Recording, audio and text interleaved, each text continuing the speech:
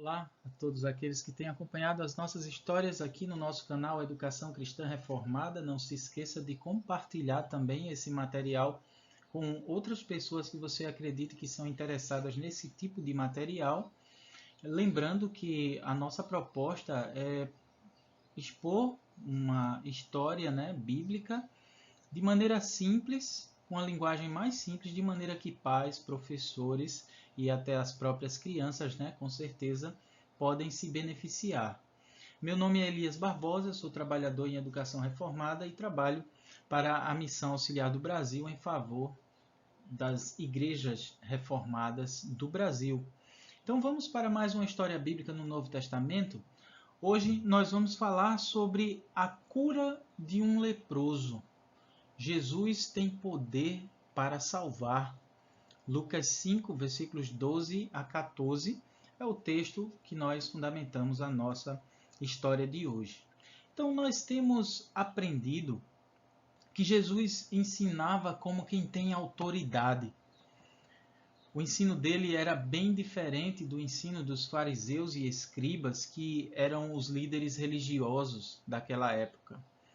Esses religiosos, eles ensinavam que a salvação ela pertencia, ao povo judeu apenas, e que era necessário cumprir um conjunto de regras bem restritas para que você pudesse conquistar essa salvação.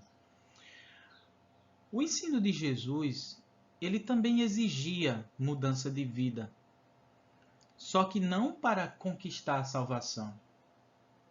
O ensino de Jesus, ele falava não sobre regras humanas que deveriam ser obedecidas pelos homens, regras criadas pelos próprios homens. Jesus, na verdade, mostrava o amor de Deus em salvar o pecador.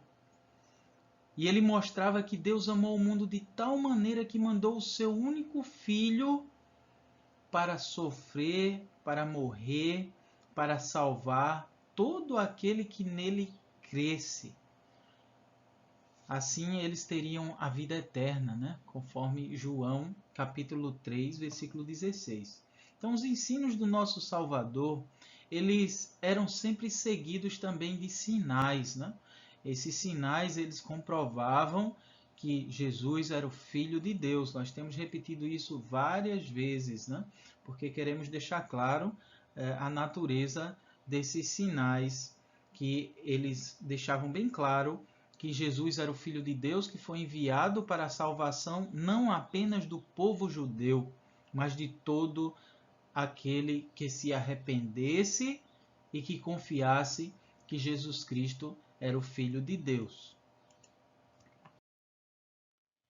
Então, cada vez mais pessoas ficavam sabendo acerca dos ensinos e dos sinais que Jesus realizava, E aí essas pessoas queriam vê-lo e ouvi-lo. Porque o ensino de Jesus, ele trazia esperança até mesmo para aqueles que eram os mais rejeitados e humilhados dentre o povo. Nós já vimos a salvação que Jesus apresentou àquela mulher samaritana, que vocês lembram que os samaritanos tinham um problema muito sério com os judeus, e assim eles eram tidos como uma raça inferior, como um grupo de pessoas inferior, Eles eram muito desprezados pelos judeus. E agora nesse texto nós vemos outra atitude graciosa do nosso Senhor Jesus em buscar aqueles que são escanteados, aqueles que são excluídos. E assim nós vamos ver que ele vai atender a um pedido de um homem que sofria de lepra. Lepra é uma doença de pele que, em um grau mais elevado, ela era considerada como uma praga e a pessoa era considerada como uma pessoa impura pelo sacerdote. A pessoa com lepra deixava de ter comunhão com o povo e passava a morar sozinha, fora da aldeia. Sua comunhão também era cortada com Deus, já que ela não era permitido que ela oferecesse sacrifícios a Deus por meio do sacerdote. E o próprio leproso, ele tinha que ficar gritando: imundo, imundo. E assim ele era considerado imundo até o dia em que aquela praga continuasse nele. Levítico capítulo 13, versículo 45. Era realmente uma situação de muita vergonha e humilhação e tristeza. É dito que a lepra era considerada como um descontentamento de Deus com o povo, e assim ela simbolizava o pecado do homem, que o tornava incapaz de se relacionar com Deus até o momento em que ele fosse purificado. Por isso, o próprio sacerdote é quem atestava se a pessoa ainda estava com a lepra ou se ela já estava limpa. E assim, deveria seguir todo um ritual para ser admitida à vida normal no meio do povo e também a restaurar o seu relacionamento com Deus. Levítico capítulo 14 fala detalhadamente sobre essa situação da lepra. Então, esse leproso, dessa passagem bíblica que nós estamos aqui estudando, ele vivia distante das pessoas. Mas de alguma forma ele ouviu o que as pessoas falavam acerca de Jesus. Também pode ser que o próprio leproso, mesmo estando a uma certa distância, em algum momento ele ouviu os ensinamentos de Jesus. De qualquer forma, ele deve ter se enchido de grande alegria e esperança ao ouvir a mensagem do reino de Deus. Ao saber que a profecia de Isaías 61, versículos 1 e 2, estava se cumprindo e o ungido do Senhor havia vindo para salvar aos que estavam presos e libertar aqueles que estavam sendo oprimidos. Ele não podia deixar passar essa oportunidade.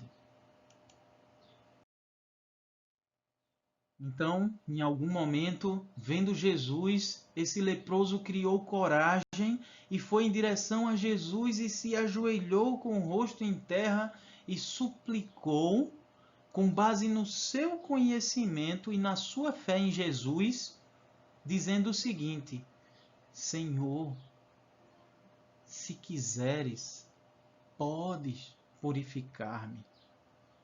É como se ele dissesse: Senhor, eu sei quem tu és e sei do que és capaz. Eu creio que tu és enviado de Deus e creio que tua vontade é soberana. Então, se quiseres, podes purificar-me. Percebam, crianças, que esse homem, ele não veio exigindo que Jesus o curasse. Ele veio de uma maneira humilde, com fé, mas também com submissão. E isso é bem diferente daquilo que nós vemos em vários lugares por aí, quando as pessoas ficam exigindo que Jesus faça isso ou faça aquilo. Nós sabemos que em um olhar, o Senhor Jesus é capaz de saber tudo sobre a vida de uma pessoa. Jesus ouviu atentamente aquele pedido daquele homem. E o Senhor Jesus, nós também sabemos que ele não oferece apenas uma cura superficial, mas ele cura também os corações. Naquele momento em que o leproso se aproximou, provavelmente todos aqueles que estavam ao redor de Jesus agiram com nojo, com receio, com medo daquele homem imundo. Mas vocês lembram que o Senhor Jesus veio para proclamar as boas novas também para os cativos e para os rejeitados? Jesus então estendeu a mão e tocou naquele homem dizendo: quero sim purificar-te. Fica limpo. Naquele mesmo instante, a lepra desapareceu completamente daquele homem.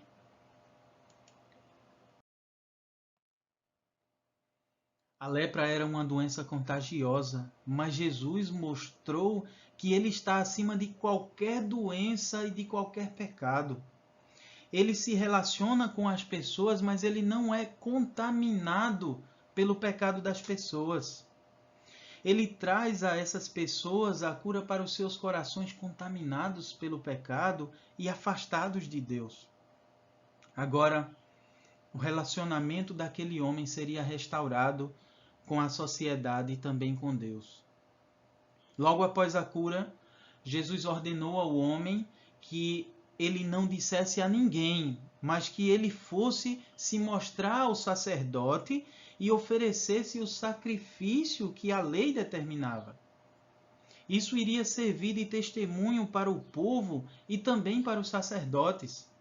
As pessoas que viam a lepra como uma doença que era um castigo de Deus, elas perceberiam que Jesus, sendo capaz de curar tal doença, certamente ele vinha da parte de Deus. E ainda os líderes religiosos, eles tiveram uma prova de que Jesus não veio para acabar com a lei, mas para cumpri-la em nosso lugar. Jesus fez questão de mandar aquele homem cumprir todo o ritual de purificação para pessoas que tinham lepra, conforme Levítico 14. A lepra mantinha uma pessoa separada da comunhão, assim como o pecado nos mantém separados de Deus. O pecado é a lepra da alma. Nós precisamos ser purificados para podermos ter novamente relacionamento, comunhão com Deus. E somente o nosso Senhor Jesus Cristo pode nos purificar. Nós devemos então buscá-lo em humildade, sabendo que nós não somos dignos da presença do nosso Senhor. Mas devemos buscá-lo também com fé, sabendo quem Ele é e o poder que Ele tem para nos restaurar. Nós devemos também buscá-lo em submissão, dizendo: seja feita a tua vontade. Que Deus então nos abençoe. Algumas perguntas para nos ajudar na fixação da aprendizagem. Pergunta 1. O que é lepra? Você pode até pesquisar no dicionário também, né? Apesar de que pode ser que existam muitas outras variações dessa doença nos dias atuais. Segunda pergunta. O que acontecia com uma pessoa que tinha lepra? Né? Não apenas a questão da doença na pele, mas também o que acontecia com ela em relação às outras pessoas, né? Terceira, como Jesus curou o leproso? E a última pergunta, o que Jesus exigiu ao leproso depois que ele o curou? E aqui nós temos a lista do material que nós temos utilizado na elaboração das nossas histórias bíblicas. Que Deus, então, nos abençoe e até a próxima história.